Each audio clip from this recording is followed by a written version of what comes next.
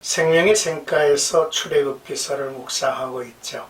오늘은 7번째 시간으로 출애굽기서 4장 1절에서 9절까지 모세의 염려라는 주제가 되겠습니다.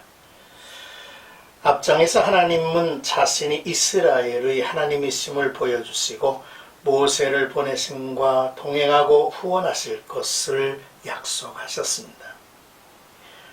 그럼에도 불구하고 모세는 부르심에 주저하는 나약한 모습을 보이고 있죠. 하나님은 인간의 불신을 친히 다루고 계심을 봅니다. 먼저 1절 말씀, 그들이 나를 믿지 아니하며 내 말을 듣지 아니하고 라는 내용이죠. 모세는 하나님의 말씀보다 자신의 형편 때문에 하나님의 부르심에 주저하고 있었습니다. 왜냐하면 그는 40년 전 이스라엘 백성의 구원자로 나섰다가 동족의 배척을 받았던 것이 생각났을 것입니다. 또한 400년 동안이나 하나님이 나타나지 않으셨는데 자기에게 나타나셨다고 해도 이스라엘 백성들이 믿지 않을 뿐 아니라 자기의 말을 듣지 않을 것이라고 생각하고 부르심에 주저하고 있습니다. 하나님은 모세에게 순종만을 요구하셨지 다른 것은 요구하지 않으셨습니다. 저들이 믿지 않음도 앞서하셨고 저들이 모세의 말도 주목하여 듣지 않을 것이라고 말씀도 하셨습니다. 그러나 모든 일은 하나님이 하실 일이기 때문이죠. 모세는 순종만 하면 되는 것입니다. 이제 2절에서 5절까지는 모세의 지팡이에 대한 이야기입니다. 여호와께서는 주저하는 모세에게 내 손에 있는 것이 무엇이냐라고 질문하셨죠. 그리고 지팡이라고 대답하는 모세에게 그것을 땅에 던지라고 했습니다. 이때 지팡이는 뱀으로 변했고 하나님께서 다시 뱀 꼬리를 잡으라고 하여 순종하였더니 다시 지팡이가 되었습니다. 왜 하나님은 먼저 지팡이를 들어 표적을 보이셨는가를 생각합니다. 모세 자신이나 백성들이 모세는 하나님을 뵙고 직접 신적 명령을 받은 하나님의 대리자임을 보여주시고 이스라엘의 목자가 될 것이라고 하는 상징이기도 합니다. 복음을 전하는 이들이 주목해야 할 일입니다. 이제 6절에서 7절까지는 문둥병의 표적입니다. 두 번째로 여호와께서는 모세에게 그의 손을 품에 넣으라 하신 후 손을 품에서 꺼내라고 하셨습니다. 그의 손을 꺼내고 보니 그 손에는 나병이 생겼으며 다시 품에 넣으라 말씀에 순종하였더니 본래의 모습으로 깨끗해 있었습니다. 구약시대의 나병은 저주를 상징하는 불치의 병이죠. 하나님은 이 표적을 보게 하심이 모세가 하나님의 사자로서 신적 사역을 수행할 능력이 있음을 보여주신 것입니다.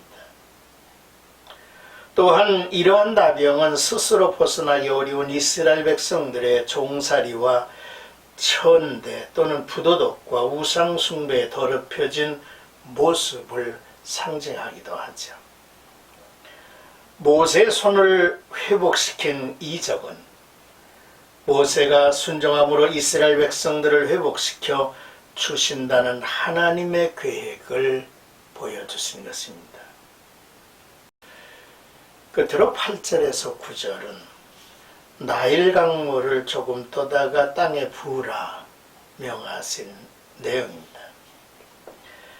여호와께서는 모세에게 애굽에 있는 이스라엘 백성들이 처음 표적을 보고도 믿지 않을지라도 두 번째 표적을 볼 때 믿게 될 것이라고 말씀을 하십니다. 그렇게 해도 믿지 않는다면 나일강의 물을 떠다가 땅에 부으면 피가 될 것이라고 하셨죠. 당시 애굽 사람들이 신성하게 여기는 나일강의 물이 피로 변한다는 것은 그 강의 신에 대한 심판과 나일강의 신보다 여호와 하나님이 더 위대하심을 보여주는 것이죠. 애굽의 풍요와 번영이 나일의 신이 준 선물이 아니고 하나님이 주신 것이라고 하는 사실이죠. 그 나일강이라도 하나님이 심판하실 수 있다는 사실을 이스라엘에게 보여준 것입니다. 오늘의 말씀을 묵상하면서 우리는 몇 가지를 정리해 봅니다. 첫째로 세상은 듣지도 않으려는 것이고 믿지도 않으려는 존재라는 것입니다.